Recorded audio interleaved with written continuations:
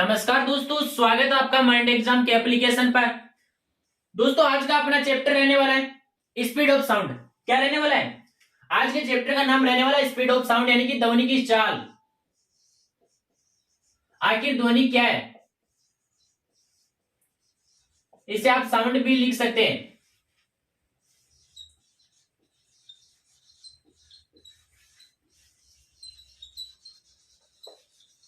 क्या रहने वाला है? स्पीड ऑफ साउंड, ध्वनि की चाल। ध्वनि के बारे में आज हम पढ़ने वाले हैं, जो कि दोस्तों सबसे इंपॉर्टेंट चैप्टर आपका है।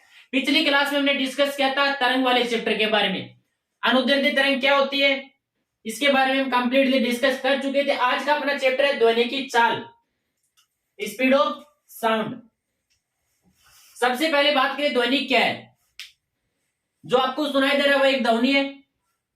और बात करें कि ध्वनि एक अनुदैर्ध्य तरंग है। कल हमने अनुप्रस्थ तरंग पढ़ा था, अनुदैर्ध्य तरंग पढ़ा था, तो ध्वनि आपकी क्या है? ध्वनि आपकी अनुदैर्ध्य तरंग है, यानी कि इसको संचरण के लिए माध्यम की आवश्यकता होती है। निर्वात में ध्वनि गमन नहीं कर सकती। इसका मतलब क्या हुआ कि निर्वात में ध्वनि गमन नहीं कर सकती, यानी कि ध्वनि को चलने के लिए माध्यम की आवश्यकता होती है। ध्वनि को चलने के लिए किसकी आवश्यकता होती है? माध्यम की आवश्यकता होती है। अब आपकी चैप्टर का नाम क्या है? चैप्टर का नाम है स्पीड ऑफ साउंड, यानी कि ध्वनि की चाल।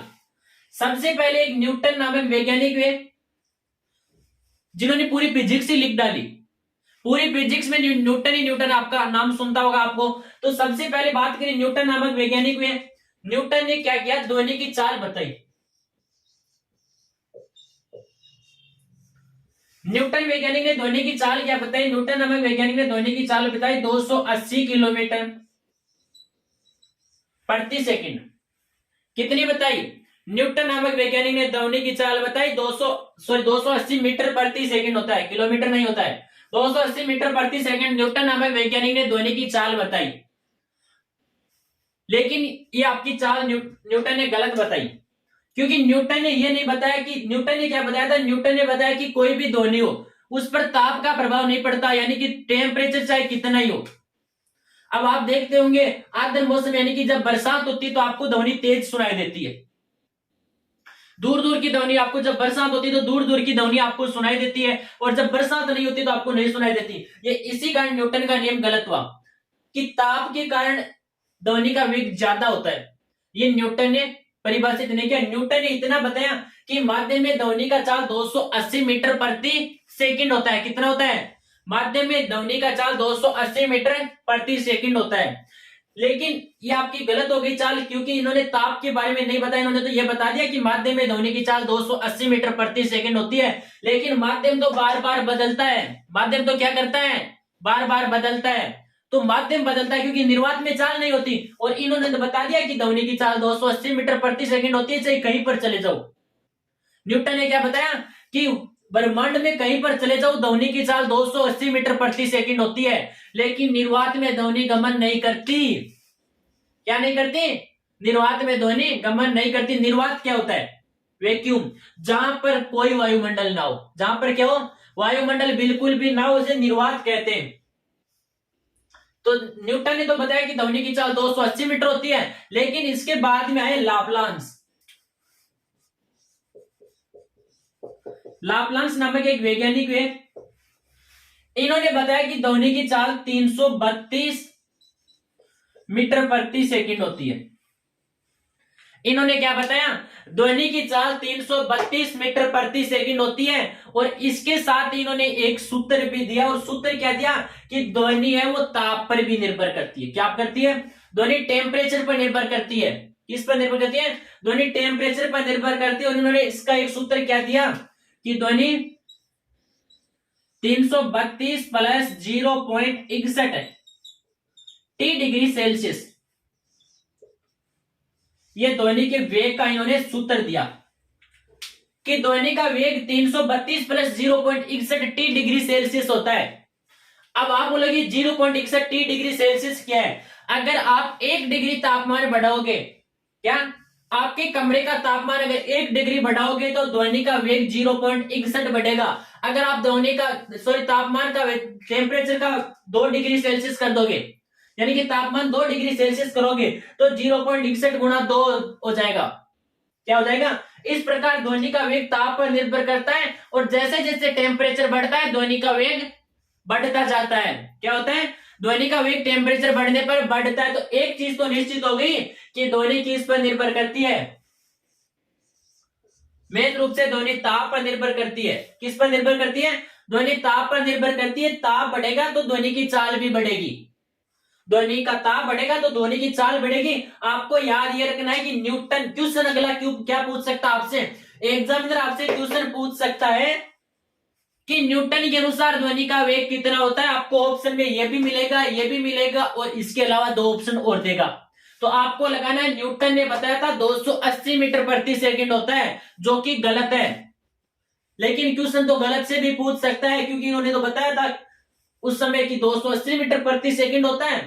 फिर आपसे अगला एक क्वेश्चन यह भी पूछ सकता है कि लाप्लांस के अनुसार ध्वनि का वेग कितना होता है। तो लाप्लांस नामक वैज्ञानिक के अनुसार ध्वनि का वेग 332 मीटर प्रति सेकंड होता है। अब आपको क्वेश्चन दे देगा कि 5 डिग्री सेल्सियस तापमान बढ़ाने पर 5 डिग्री सेल्सियस तापमान बढ़ाने पर ध्वनि के वेग पर क्या प्रभाव पड़ेगा? ध्वनि का वेग कितना हो जाएगा? तो अगर 5 डिग्री सेल्सियस आप ताप बढ़ाओगे ना तो 332 तो यहां पर ऑलरेडी है। क्या है? 332 तो आपका ऑलरेडी है, प्लस 0.61 गुणा 5 कर देना। जो आपका आंसर है वही इसका आंसर होगा। क्या होगा? यही इसका आंसर होगा कि 332 प्लस 0.61 गुणा 5 डिग्री सेल्सियस आपको गुणा कर देना है। यह आपका ध्वनि का वेग हो जाएगा। इसी प्रकार आपसे पूछ सकता है 15 डिग्री सेल्सियस पर 100 डिग्री सेल्सियस पर ध्वनि का वेग क्या होगा? तो आपको ये सूत्र याद रखना है 332 प्लस 0.61 टी डिग्री सेल्सियस। क्या सूत्र है? 332 प्लस 0.61 टी डिग्री सेल्सियस। इससे यह सिद्ध हुआ कि ध्वनि ताप पर निर्भर करती है। अगर टेम्परेचर बढ़ाओगे तो ध्वनि का वेग भी बढ़ेगा। क्या होगा? अगर टेम्परेचर बढ़ाओगे तो ध्वनि का वेग भी बढ़ेगा। इसके अलावा बात करें ध्वनि और किस चीज पर निर्भर करती है? ताप पर भी ध्वनि निर्भर करती है। इसके अलावा बात करें कि ध्वनि किस पर निर्भर करती है, तो ध्वनि निर्भर करती है नमी पर। बरसात, नमी। ताप पर निर्भर करती है और नमी। बरसात के समय आपको ध्वनि तेज सुनाई देती है नमी के कारण। क्यों? नमी के कारण, यानी कि उस समय घनत्व कम हो जाता है। आपको इतना बिल्कुल याद नहीं रखना। आपको तो इतना याद रखना है कि ध्वनि ताप के कारण भी ज्यादा, ताप बढ़ाओगे तो ध्वनि ज्यादा होगी, और अगर वर्षा वायुमंडल में नमी ज्यादा होगी यानी कि बरसात के समय ध्वनि तेज सुनाई देती है। क्या होता है? बरसात के समय ध्वनि तेज सुनाई देती है। ये यानी कि बरसात पर भी निर्भर करती है, यानी कि वायुमंडल के टेम्परेचर पर निर्भर करती है और नमी पर भी निर्भर करती है। अगला पॉइंट आपका है कि वायु का क्या प्रभाव पड़ता है ध्वनि पर। क्या है? अब आप सोचो कि वायु का क्या प्रभाव पड़ता है ध्वनि पर। तो वायु का भी बेटा प्रभाव पड़ता है। वायु का प्रभाव क्या पड़ता है? कभी कभी आपने सुना होगा जो गांव में लाउड स्पीकर बजते हैं, कहीं पर भी आपके लाउड स्पीकर बजते हैं, अगर हवा की चाल आपके मकान की ओर है और उसी और आपकी ध्वनि की चाल है, यानी कि मान लीजिए आपका घर यहां पर है और लाउड स्पीकर यहां पर बज रहा है, तो आपके घर की ओर इसकी आवाज तो आ रही है लेकिन कम आ रही है। अब क्या हुआ? अचानक हवा चलने लगती है। अचानक क्या होता है? हवा चलने लगती है और हवा की चाल भी यही है। हालांकि ध्वनि तो चारों तरफ जा रही है, ध्वनि तो क्या है? चारों तरफ जा रही है, लेकिन हवा की चाल भी इसी तरफ है। आपके घर की ओर हवा आ रही है चल करके। अगर आपके घर की ओर हवा आ रही है तो ध्वनि की चाल बढ़ जाएगी। क्या होगी? ध्वनि की चाल बढ़ जाएगी। तो क्या होगा? ध्वनि की चाल v प्लस, मान लीजिए हवा की चाल आपकी ओमेगा है और ध्वनि की चाल v थी पहले, तो v प्लस ओमेगा हो जाएगी। इसलिए ध्वनि की चाल हवा पर भी निर्भर करती है। अब मान लीजिए कि हवा की चाल आपके घर के विपरीत दिशा में है, यानी कि ध्वनि तो इधर आ रही है लेकिन हवा की चाल इस तरफ है। हवा की चाल इस तरफ है तो आपके घर पर ध्वनि बहुत कम सुनाई देगी, यानी कि आपको साउंड बहुत कम सुनाई देगा। ये क्या हो गया?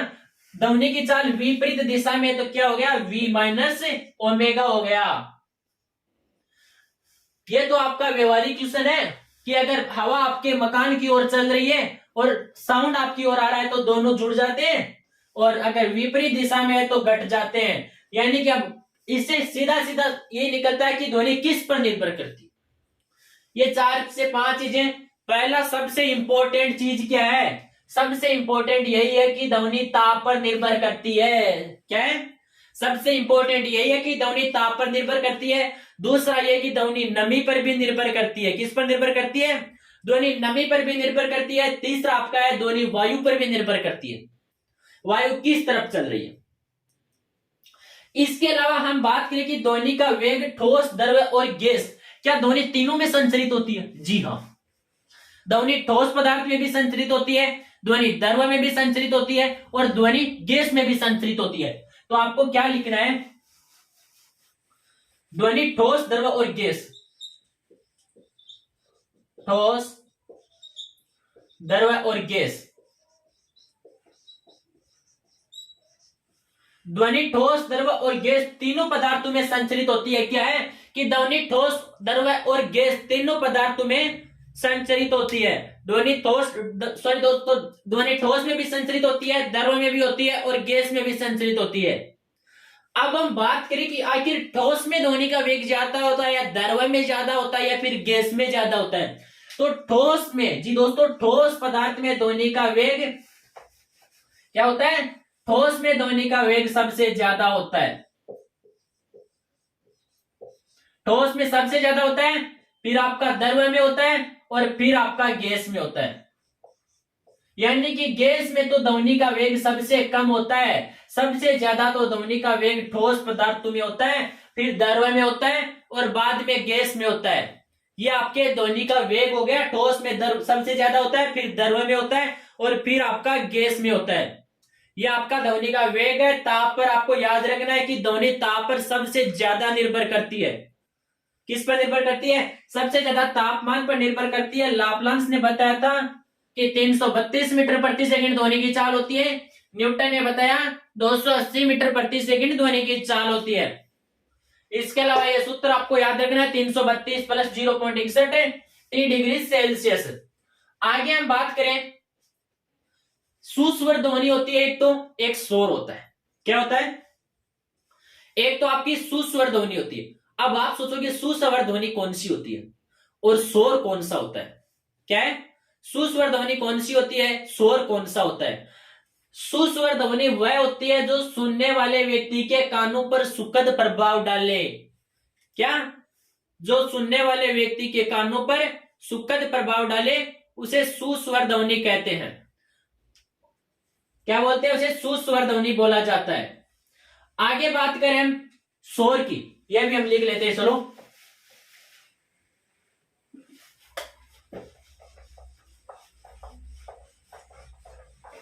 सुस्वर ध्वनि कौन सी होती है और शोर कौन सा होता है, यह भी बात कर लेते हैं। अरे शोर तो आप समझते होंगे, शोर क्या होता है? जब आप सो रहे होते हैं और कोई पास में आवाज करता है तो आपको शोर लगता है। क्या लगता है?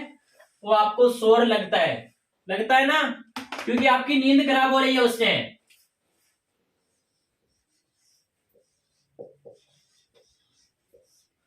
एक तो सुस्वर ध्वनि होती है, एक आपका शोर होता है। ये क्या है? सुनने वाले व्यक्ति पर निर्भर करते कि उसे कौन सी ध्वनि पसंद है और कौन सी उसे पसंद नहीं है। क्या है? उसे कौन सी ध्वनि पसंद है और कौन सी ध्वनि उसे पसंद नहीं है, ये सुनने वाले व्यक्ति पर निर्भर करता है। अब बात करें सुस्वर ध्वनि की, तो वह ध्वनि जो सुनने वाले को सुखद लगे। आपको ये याद रखना है, जो सुनने में अच्छी लगे, यानी कि जो ध्वनि सुनने में अच्छी लगे उसे सुस्वर ध्वनि कहते हैं और जो अच्छी ना लगे उसे शोर कहते हैं। शोर के उदाहरण की बात करें तो शेर की दाढ़, शेर की दाढ़ हो गई, बादल की गर्जन,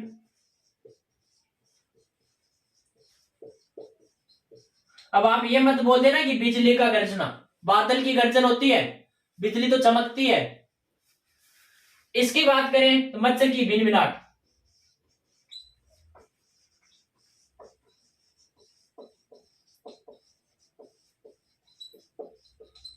हालांकि ये अलग है कि किसी को बिन मिनाट बुरी लगती है मच्छर की।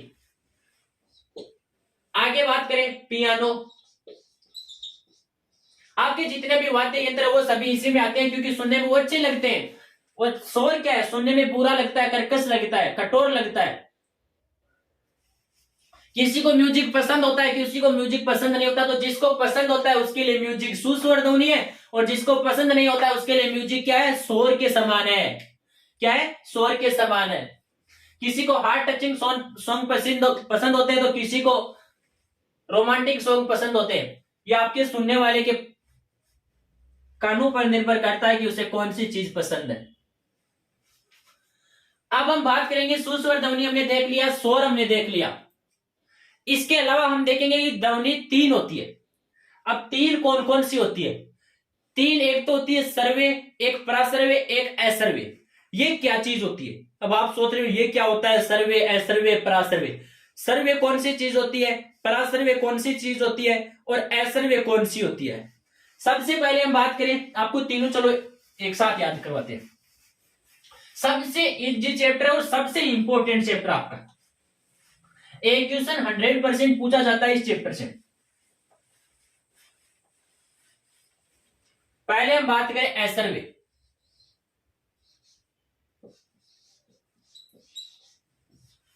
फिर बात करें सर्वे।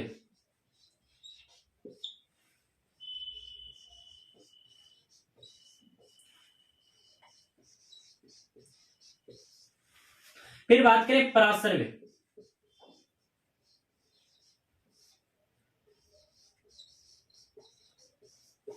क्या बात करें, ये आपकी तीन हो गई। एक तो आपका हो गया असर्वे, एक आपका हो गया सर्वे, एक क्या हो गया, प्रासर्वे। तीनों नाम से स्पष्ट है। अब तीनों नाम से तो स्पष्ट है, लेकिन इसकी एक मान है, वो मान आपको याद रखना है। असर्वे कौन सी होती है? असर्वे वह होती है जो हमें सुनाई ही नहीं देती, जो मनुष्य कान को सुनाई ही नहीं देती। क्या लिखना आपको यहां पर? वह ध्वनि जो मनुष्य कानों को सुनाई नहीं देती, मनुष्य कानों को सुनाई ही नहीं देती।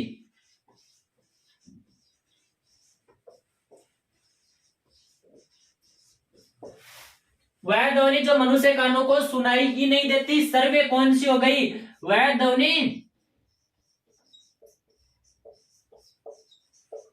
जो मनुष्य कानों को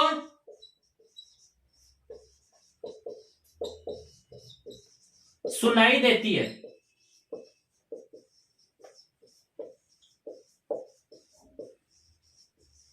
अब आप बोलोगे ये प्रासर्वे क्या है, ये सुनाई नहीं देती, ये सुनाई देती, तो तीसरा कहां से आ गया? तीसरा भी इसकी एक मान है। इसका मान क्या है? इसका तो मान होता है 20 से कम। इसकी जो आवृत्ति होती है ना इस ध्वनि की,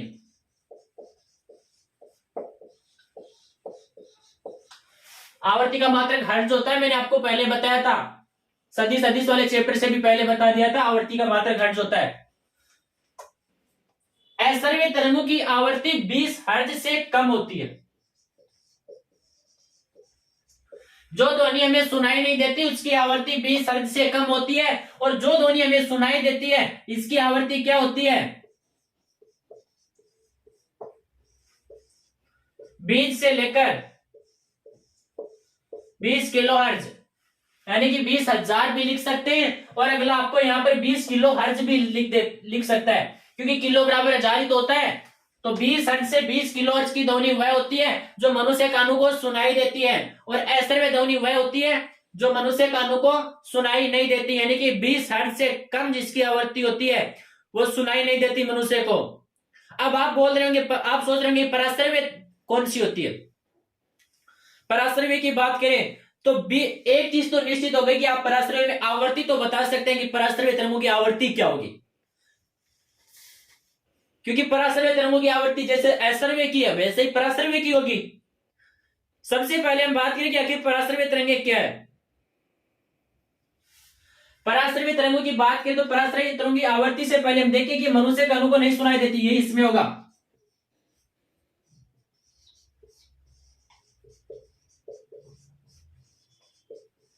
ये मनुष्य कानों को नहीं सुनाई देती, ये मनुष्य कानों को सुनाई नहीं देती है क्योंकि इसकी आवृत्ति ज्यादा होती है। क्यों नहीं सुनाई देती है? क्योंकि इसकी आवृत्ति ज्यादा होती है। इसकी आवृत्ति कितनी होती है? 20,000 हर्ट्ज से ज्यादा होती है। इसकी आवृत्ति 20,000 हर्ट्ज से ज्यादा होती है, इसीलिए मनुष्य कानों को सुनाई नहीं देती। तो आप सोच रहे होंगे कि ये सुनाई किसको देती है? ये सुनाई कुत्ते को देती है, चमगादड़ को देती है, इनको ये सुनाई देती है। बिल्ली को भी सुनाई देती है, लेकिन बिल्ली को कम देती है। चमगादड़ को सबसे ज्यादा ये पराश्रव्य ध्वनि सुनाई देती है। क्या है? कुत्ता है, बिल्ली है, चमगादड़ है, इनको ये पराश्रव्य ध्वनि सुनाई देती है। बाकी मनुष्य कानों को यह ध्वनि सुनाई नहीं देती है। सर्वे तरंगे, सर्वे ध्वनि आपको सुनाई देती है क्योंकि मनुष्य के लिए 20 हर्ट्ज से 20 किलोहर्ट्ज की ध्वनि मनुष्य को सुनाई देती है, और इससे ऊपर होगी या फिर नीचे होगी तो वो मनुष्य के कानों में नहीं सुनाई देती है। क्या होती है? वो मनुष्य कानों में सुनाई नहीं देती है। अब आपको पता चल गया कि सर्वे क्या है, असर्वे क्या है और पराश्रव्य क्या है। अब पराश्रव्य की बात करें कि तो फिर पराश्रव्य तरंगे कुत्तों के लिए या बिल्ली के लिए है, तो इनका कोई उपयोग भी होता है क्या? जी, इनका उपयोग भी होता है। क्या है? इनका उपयोग भी होता है। तो इनका उपयोग किस में होता है? इनका उपयोग एक तो सबसे इंपॉर्टेंट उपयोग है चिकित्सा के क्षेत्र में। किसमें? चिकित्सा के क्षेत्र में इनका उपयोग किया जाता है।